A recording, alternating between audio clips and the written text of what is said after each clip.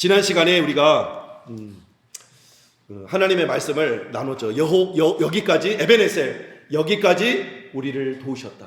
누가 도우셨나요? 하나님이 도우셨죠. 누가 도우셨다고요? 하나님이 우리를 도우셨습니다. 지난 시간 우리가 살펴본 대로 이 사무엘상 7장의 말씀을 보면 이스라엘 백성들을 치러 오는 블레셋에게 큰 의뢰를 바라사 그들을 어지럽게 하시고 이스라엘 백성이 쫓아가서 치기만 하는 되는 그런 승리를 이스라엘 백성들에게 안겨주십니다. 이 승리는 또 누구의 승리인가요? 하나님의 승리이죠. 그래서 제가 우리 패스웨이 교회를 하나님이 어떻게 인도하셨는지, 이 예배 성전을 하나님이 이끌어 주셨고 하나님이 예배할 수 있도록 이 처소를 마련해 주셨노라고 여러분에게 나누었습니다. 그러므로 이 성전 역시도 하나님이 예배할 수 있는 장소로 하나님께서 허락하신 줄 믿으시길 축복합니다. 그런데 사실 이 에벤에셀이라고 하는 장소는 원래부터 승리의 자리가 아니었고 원래부터 도움의 자리가 아니었어요. 이 사무엘서 4장을 보면 그 에벤에셀이라는 지역이 있는데 그 지역은 실패의 자리였고 두 번씩이나 이스라엘 백성들이 전쟁에서 패배한 패배의 자리였고 실패의 자리였고 수치와 수욕의 자리가 바로 이 에벤에셀이었습니다. 그 수치의 장소에서 여호와 하나님이 도와주시니까 에벤에셀, 여호와께서 여기까지 도와주셔서 승리케 되는 은혜를 경험하게 된 줄 믿으시길 축복합니다. 왜 이들이 이 에벤에셀 실패를 경험할 수밖에 없었냐? 이스라엘이 블레셋과의 전쟁에서 자신의 힘으로 승리할 수 있다고 착각했습니다. 왜요? 그동안 이스라엘 역사를 보면 승승장구했거든요. 출애굽 이후에 출애굽부터 그들이 가나안 땅 정복했을 때에 하나님이 그들에게 승리를 선물로 주셨습니다. 여러분, 출애굽 때부터 이 가나안 정복, 여호수아 사사기를 우리가 보면 하나님이 신실하게 이스라엘 백성 가운데에 함께 하시고 하나님의 구원을 보여줬던 것을 볼 수 있습니다. 여러분, 출애굽만 생각해 봐도 마찬가지예요. 우리 출애굽이 어떻게 이루어졌습니까? 이스라엘 백성이 힘으로 반역을 일으키고 애굽 왕과 애굽 부대에게 싸움을 걸어서 승리했습니까? 아니죠. 하나님이 그냥 열장을 보내서 바로로 하여금 항복하지 않으면 안 되게끔 하나님이 승리를 안겨주신 것이죠. 뿐만 아니라 출애굽 이후에 홍해 앞에서 그들이 두려움에, 뒤에는 애국 군대와 바로 왕에 추격해오고 앞에는 홍해로 막혀 있을 때 두려움에 벌벌 떨고 있을 때 모세가 하나님 앞에 기도하자 너는 지팡이를 바다를 향하여 내밀라. 내밀었더니 홍해가 갈라져 그 길을 마른 땅과 같이 걷게 되는 기적을 경험하게 된 것이죠. 여러분, 바다가 있다가 갈라지면 그 땅은 어떤 땅이에요? 뻘이에요. 뻘. 발로 디디면 축축 빠지고 처지는 뻘이에요. 그런데 하나님이 동풍으로 그 바닷길을 말리우십니다. 그리고 마른 땅을 바닷속을 걸어가게 하시는 것이죠. 하나님의 주권적인 섭리였고 승리였습니다. 그리고 추격해오는 그 이스라엘 백성들을 바다에 수장시켜버리는 하나님의 권능을 또한 보여줍니다. 광야에서는 만나로 매일 먹이시고 40년 동안 매일같이 만나를 보내주셔서 먹이시고 또 고기 먹고 싶다 할 때는 메추라기 떼를 보내서 그들을 먹이시고 목마르다 할 때는 마라에 쓴 물을 단물로 바꾸셔서 먹이시고 또 때로 바위를 쪼개서 거기서 샘이 터져서 그들을 먹이시는 장면을 우리가 목도했죠. 여러분 생각해 보세요. 광야에서 장정만 60만이니까 어린아이와 여자를 합한다면 곱하기 3만 해도 180만이에요. 인천 시민이 300만이잖아요. 인천 시민이 한날 한시에 동시에 나와가지고 밥을 식당에서 사 먹는다고 하면 여러분 가능하겠습니까? 불가능하죠. 물을 얻는다고 할 때에 그게 생수를 각 마트에서 산다고 할 때에 180만이 동시에 나와서 마트에 들어간다고 하면 그게 가능하겠습니까? 불가능하죠. 그냥 우물물이 쫄쫄쫄쫄 나와서 그 물을 마실 수 있겠습니까? 아니죠. 산 중턱에 큰 바위를 쪼개서 반석이 샘물 쏟듯 콸콸콸 쏟아져야 그들이 흐르는 강물처럼 그 물을 받아 마실 수 있었던 거예요. 하나님이 그들에게 승리를 주시고 또 요단강을 건널 때도 마찬가지. 너희는 제사장을 앞장세고 여호와 궤를 메고 바다에 발을 내디디라. 내디디면 바다가 갈라지고 믿음으로 철철 물이 흐르는 그 강바닥을 발로 밟을 때 물이 갈라져서 또 건너갑니다. 또 가나안 땅 첫성 여리고를 점령할 때 어떻게 했습니까? 여리고성을 하루에 한 바퀴씩 돌아라. 하루에 한 바퀴씩 돌고 7일째에 7바퀴를 돌고 와 소리 지르면 내가 합니다. 그리고 승리를 얻은 게 바로 이 여리고성 전투였어요. 그 다음 아이성 전투도 마찬가지입니다. 그들이 하나님께 믿지 않고 자신의 생각으로 이길 수 있다고 나갔을 때 아간의 범죄로 말미암아 그들이 패배하고 맙니다. 돌아서 뭔가 물어봤더니 하나님께서 아간의 범죄를 밝혀주시고 또 그와 그의 가족을 제거하고 다시 하나님 앞에 도움을 요청할 때에 방법도 알아요. 너희는 매복하였다가 그들을 쫓아갔다가 패배하는 것을 돌아올 때 매복하였다는 군사들이처럼 작전 명령까지도 다 짜주시고 그대로 말씀하신 대로 순종했더니 아이성 전투에서도 또 승리하게 됩니다. 제가 이 시간 이스라엘이 승리한 전쟁 역사를 제가 소개한다면 밤을 새워도 부족할 거예요. 수많은 하나님의 기적과 역사를 통해서 그가 승리를 경험했을 때 이스라엘 백성이 착각 속에 빠졌어요. 잘 될 때, 형통할 때, 승리할 때 우리는 조심해야 돼요. 그 승리의 순간에 이스라엘 백성들이 하나님 앞에 묻지도 않고 자기들의 영적인 상태를 살피지도 않은 채 이 블레셋과의 전쟁에 나가서 4,000명이 전장에서 죽음을 맞이하는 참패를 하고 돌아오게 됩니다. 그 내용이 바로 4장 실패의 자리 4장 1절과 2절입니다. 우리 함께 읽어볼까요? 시작. 나가서 블레셋 사람들과 싸우려고 에벤에셀 곁에 진치고 블레셋 사람들은 아벡에 진쳤더니 블레셋 사람들이 이스라엘에 대하여 전열을 벌이니라. 그 둘이 싸우다가 이스라엘이 블레셋 사람들 앞에서 패하여 그들에게 전쟁에서 죽임을 당한 군사가 몇 명? 4,000명 가량이었더라. 어디서? 에벤에셀에서 실패를 경험한 거예요. 패배를 경험한 거예요. 문제는 이 실패 속에서 하나님이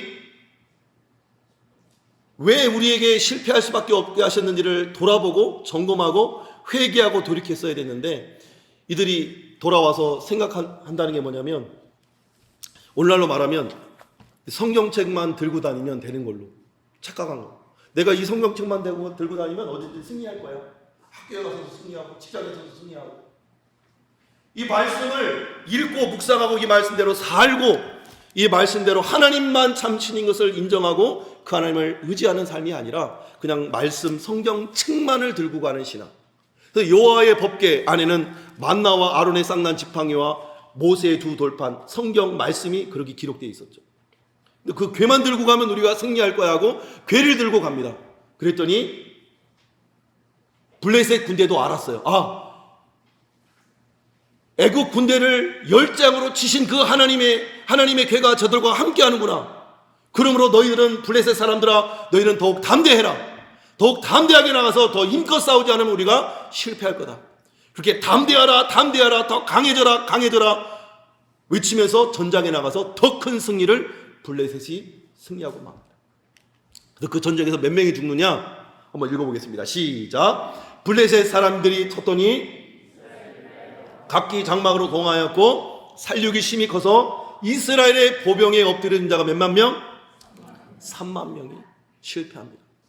궤만 있으면 될 거라고 생각했는데 궤만 들고 가면 하나님의 임재가 있는 궤만 들고 가면 승리할 거라고 생각했는데 착각이었어요. 오산이었어요.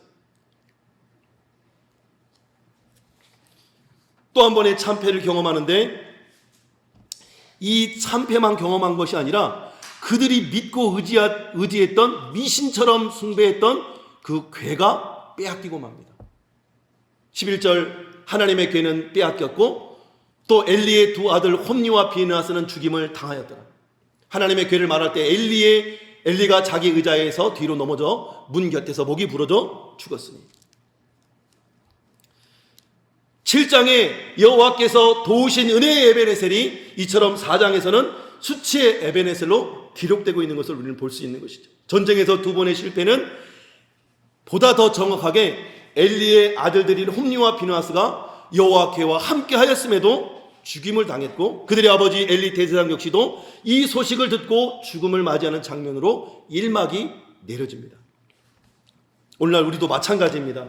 우리가 성경책을 들고 다니고 예배를 드리고 종교적인 열심과 형식은 있지만 하나님을 온전히 알지 못하고 하나님을 알려고 하지도 않고 그 말씀에 궁금해하지도 않고 우리가 왜 믿는지, 왜 신앙생활하는지, 말씀이 우리에게 뭘 말씀하는지 그 말씀대로 우리가 어떻게 행해야 되는지 관심도 없는 채 신앙생활한다면 신천지나 요즘 한참 이슈가 되고 있는 수많은 이단 종교에 빠질 수밖에 없는 거예요. 분별이 안 되니까. 말씀 앞에 누가 참신인지 분별이 안 되니까 사람을 신이라고 하는데 그것을 믿고 추종하는 거예요. 얼마나 어리석습니까? 바라기는 우리 모두는 하나님의 말씀을 바르게 알고 또 하나님을 바르게 믿고 바르게 섬기고 또 하나님의 말씀대로 신앙생활하여 하나님의 은총을 받아 누리고 하나님의 승리를, 하나님의 도움을 경험하는 저 여러분 되기를 주님 축복합니다. 축복합니다. 근데 여기 이 역사 안에는 사실 숨은 스토리가 담겨 있습니다. 여기 엘리와 두 아들 홈니와 비느하스가 죽임을 당하고 엘리 당시의 대제사장이었던 엘리가 죽음을 당하는 안타까운 죽음을 맞이합니다. 하나님을 알고 하나님의 역사를 알고 경험했던 이 여호수아 세대는 여호수아와 그 세대 사람들이 다 죽고 하나님 알지 못하는 다음 세대가 사사기에 일어납니다. 그러면서 이스라엘은 점점 더 영적으로 둔감해지고 어두워져 가게 되죠. 그래서 사사기 말기 시대에는 영적 암흑기일 절정을 이루게 됩니다. 그래서 하나님의 말씀이 임하지 않습니다. 그래서 엘리 대제사장은 하나님의 말씀을 듣지를 못했어요. 그래서 이 사무엘서가 시작하는 1장에 보면 한나가 자식이 없어서 분린나에게 자꾸 충동질을 당하니까 억울해서 하나님 앞에 눈물로 통곡하고 너무 한이 되니까 말도 못한 채 그냥 눈물만 쏟고 그냥 속으로 부르짖고 통곡하고 있는데 그것을 보는 엘리 제사장이 뭐라고 말하냐면 너가 지금 술 취했다고 말하는 거예요. 기도하고 있는지 성도들이 아파하는지 눈물을 흘리는지 영적으로 분별할 수 있는 힘조차가 없었던 거예요.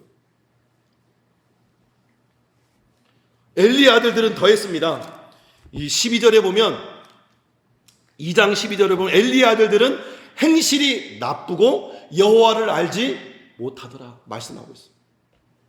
하나님을 알지도 못하고 하나님을 알지 못하니까 하나님 없는 삶을 살다 보니 하나님 불식의 악행을 저지르는 삶을 살 수밖에 없었다는 거예요. 어느 정도였냐면 그 2장의 내용을 살펴보면 성전에 드려진 이 제물들 고기를 삶을 때에 갈고리를 찍어가지고 나오면 자기 거예요. 그리고 먼저 여호와께 드리고 하나님 앞에 번제로 태워드린 후에 그 남은 분깃을 먹어야 되는데 드리기도 전에 먼저 갈치를 한 거예요. 나에게 달라. 마치 오늘날 이 정명석이나 이 신천지 이만이나 똑같은 사람들이죠.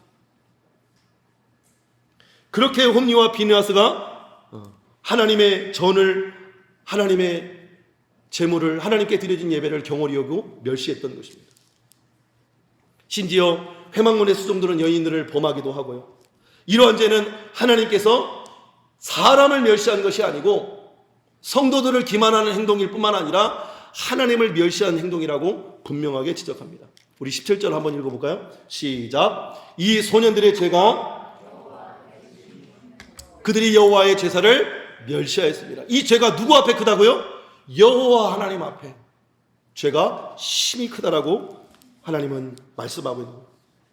더 큰 문제는 이런 소문을 듣고도 그의 아버지 엘리는 그 자녀들에게 회초리를 들지 않았어요. 그들을 엄하게 교훈하고 다스리지 않았어요. 그저 말로만 그렇게 하면 안 된다. 내 소문에 들리는데 너들 행동이 악하다고 한다. 그러면 너 하나님 가만두겠냐?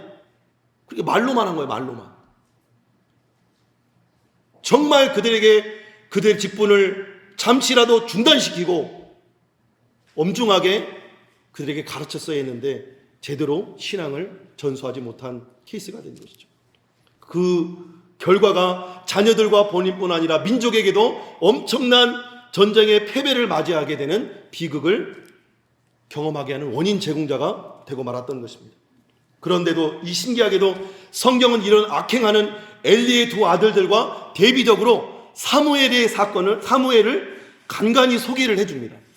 악한 비느하스와 홈리와 비느하스의 이 악행들을 소개한 후에 그 다음에는 바로 이 사무엘의 어떻게 하나님 앞에 섰는지를 보여줍니다. 우리 18절 한번 읽고요. 17절에는 이 소년들 홈리와 비느하스의 죄가 여호와 앞에 심히 컸다고 했어요. 여호와의 제사를 멸시했다고 해서 이때 18절에 사무엘은 어떻게 했나요? 한번 읽어보겠습니다. 시작. 사무엘은 어렸을 때에 세마포 에봇을 입고 여호와 앞에 섬겼더라. 21절도 아이 사무엘은 여호와 앞에서 자라니라.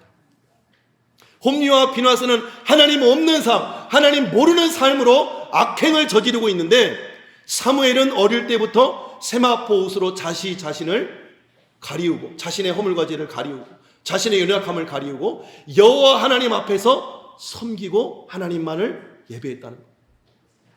그리고 그 하나님 앞에서 그 하나님의 말씀 앞에서 자라났다는 것. 그래서 영적으로 둔감해지고 부패한 엘리 제사장도 대제사장도 하나님의 음성을 듣지 못하는데 하나님의 자녀가 없고 하나님의 음성을 듣는 하나님의 백성과 제사장이 없는 그 시대에 이 사무엘이 하나님의 음성을 듣고 이스라엘을 블레셋 이 공격으로부터 일으켜 세우는 축복의 통로로 쓰임받게 되어지는 거예요. 그래서 25절과 26절도 마찬가지입니다. 그 아버지가 아들들에게 훈계하는 거예요. 그러나 너 사람에게 범죄하도 그 죄를 하나님이 물으실진데 하나님께 범죄하면 누가 그를 위해서 기도하겠느냐. 그러면서 그들이 자기 아버지의 말을 듣지 아니하였으니 이는 여호와께서 그들을 죽이기로 뜻하셨습니다. 근데 26절에 대비해서 아이 사무엘이 점점 자라며 여호와와 사람들에게 은총을 더욱 받더라. 하나님을 없는 사람은 사람도 멸시할 뿐만 아니라 사람에게 멸시당하지만 하나님을 경외하는 사람은 하나님 앞에 은총을 받을 뿐만 아니라 사람에게도 은총을 받게 되는 줄 믿으시길 축복합니다. 그래서 우리가 자녀들을 믿음으로 신앙으로 키워야 되는 이유가 여기에 있는 거예요. 이런 흑암과 실패와 수치와 패배의 그 자리에서 감사하게도 우리에게 소망이 있는 것은 그 수치와 비참함의 현장에서 영적 암흑기인 때에 깨어있는 한 사람, 하나님의 말씀이 임하지 않던 시대에 하나님의 말씀을 들었던 사사이자 제사장 역할을 감당했던 이 사무엘을 하나님이 세우셨다는 거예요. 그리고 이 사무엘이 하나님 앞에 무엇이 잘못됐는지를 말씀 앞에 깨닫고 철저하게 회개하여 이스라엘 백성들의 회개를 촉구하게 됩니다. 그 내용이 바로 7장의 내용인 거예요.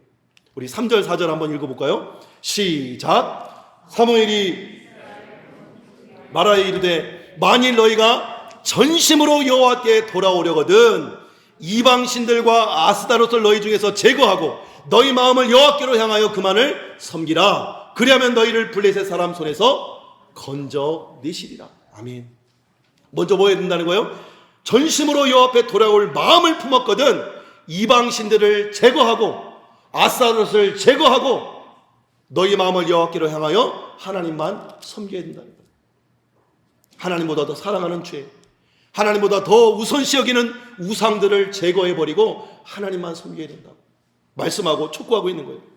이에 이스라엘 백성들이 어떻게 반응합니까? 이에 이스라엘 자손이 바알들과 아스다롯을 제거하고 누구만 섬기니라? 여호와만 섬기니라. 이것이 이스라엘 백성들에게 하나님의 도움을 이끄는 축복의 통로가 되었던 거예요.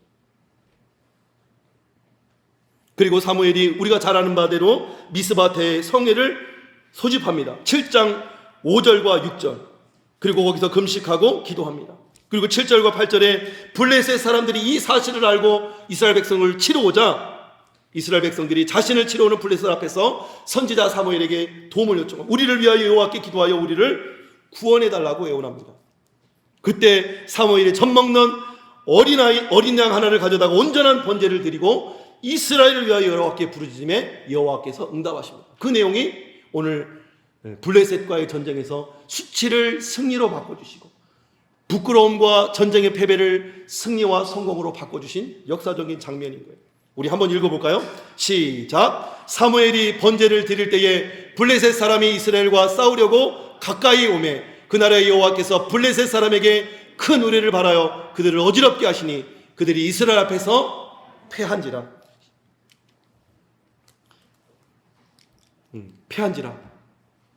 사무엘이 여호와 앞에 그들의 기도를 듣고 여호와 앞에 번제를 드릴 때에 하나님께서 여호와께서 큰 우레를 바라사 그들을 어지럽게 하심으로 승리를 주신 거예요.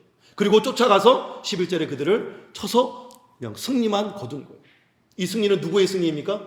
하나님이 승리하신 것이죠. 하나님이 승리를 이스라엘 백성들에게 선물로 주신 것이죠. 그래서 12절에 사무엘이 돌을 쳐 미스바 센사에 세워 이르되 여호와께서 여기까지 도우셨다 하고 그 이름을 에베네셀이라고 고백한 것이에요. 바라기는 저와 여러분들이 이 고백이 저와 여러분의 고백되기를 주님으로 축복합니다. 두 번 다 이스라엘의 교만과 그릇된 신앙으로 하나님을 모른 채 마음은 돌이키지 않고 종교적인 형식만 붙들고 사는 자들에게 선지자 사무엘을 통해서 회개케 하시고 돌이켜 하나님만 섬기게 하시고 다시금 하나님의 도움으로 승리를 얻게 하시는 분이 바로 여호와 하나님이셨다고 성경은 우리에게 증언합니다. 제가 근데 어제 이 새벽에 다시 한번 이 말씀을 묵상하는데 그냥 승리만 준 게 아니고 도움만 준 게 아니더라고요. 13절과 14절에 보면 여호와의 손이 사무엘이 사는 날 동안 블레셋 사람들을 막으시며 사무엘이 이스라엘 백성을 다스리는 동안 블레셋이 더 이상 쳐들어오지 못하도록 막아주셨다는 거예요. 그들을 보호하셨다는 거죠. 또 14절에 그들이 빼앗겼던 땅을 다시금 회복하게 되고 블레셋 사람 손에서 도로 찾게 하시고 또 아모리 사람들 사이에서 평화롭게 샬롬과 안식을 주셨다는 거예요. 저 이 말씀을 보고 하나님이 단순히 도움만 주신 것이 아니고 회개하고 돌이키고 하나님만 바라보고 섬길 때에 하나님을 의지할 때에 도우시고 막아주시고 회복시켜주시고 평화를 주셨다는 거예요. 한번 따라서 해볼까요? 도우시고 막아주시고 회복하시고 평화를 주셨습니다. 이 안식과 이 승리가 저와 여러분에게 있어지길 주님은 축복합니다. 하나님을 의지하는 자에게 이러한 은혜와 선물을 주신다는 거예요.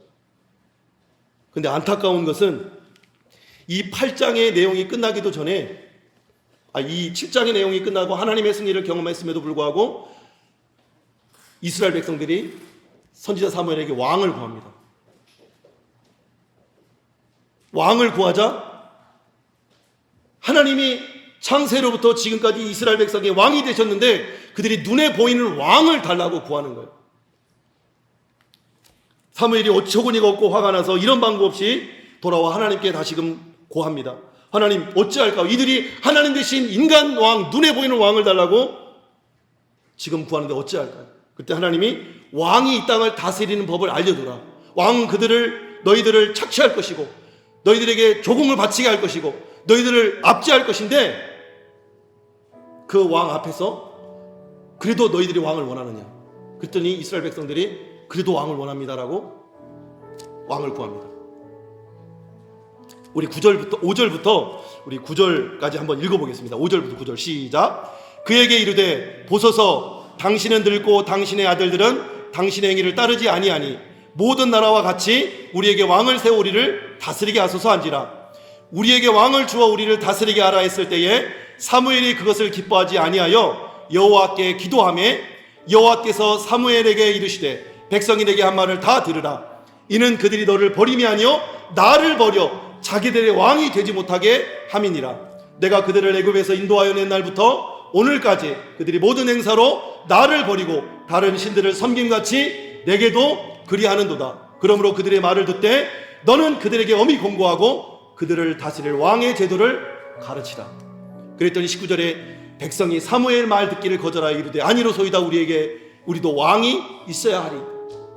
그래서 하나님이 그들에게 왕을 허락해 주십니다. 이 모습을 보면서 어쩌면 우리가 1주년을 기념하고 또 1주년을 넘어서서 우리가 교만하지 말아야 할 이유가 바로 여기에 있다는 생각이 들었어요. 정말로 패스웨이 교회의 주인은 하나님이시고 이 교회의 담임 목사님은 하나님이시고 우리는 그분의 다스림과 통치를 받아 하나님이 하라 하시는 것들을 행하고 하지 말라 하는 것들을 하지 않는 순종의 백성과 순종의 자녀로 살아가야 된다는 거예요. 하나님을 사랑하고 내 이웃을 내 몸과 같이 사랑하라. 심지어 원수까지도 사랑하라 말씀하신 그 하나님의 이 대강령 앞에 우리는 순종하는 삶으로 응답해야 된다고 하는 사실을 우리가 말씀 앞에 겸허히 받아들이시기를 주님을 축원합니다. 진정한 승리는 하나님을 바르게 알고 바르게 믿고 바르게 섬기며 하나님 우리 인생의 왕으로 모시는 자기 백성에게 하나님이 승리를 주시고 지켜주시고 회복해 하시고 참된 안식을 선물로 주신다고 우리에게 약속하고 계십니다. 이 약속과 이 언약이 저 여러분의 것 되어지기를 주님을 축원합니다. 축원합니다.